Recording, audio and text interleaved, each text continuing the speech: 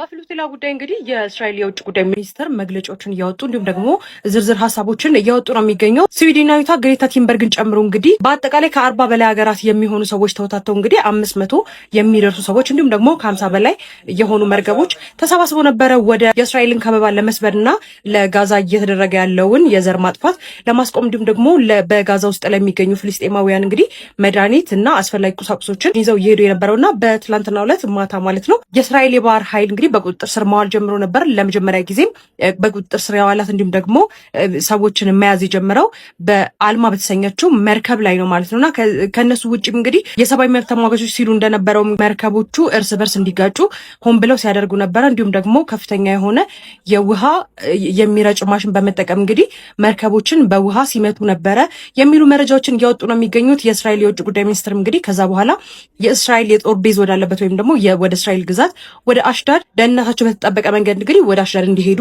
ተደርጓልም የሚሉ መረጃዎችን አውጥቷል ማለት ነው። በአጠቃላይ ከ33 ቀን በላይ የፈጀውን ጉዞ በዚህ መልኩ አቋርጠውታል ማለት ነው። ወደ ጋዛ መሄድ እንዲሁም ደግሞ የእርዳታቸውን ማድረስ አልቻሉም።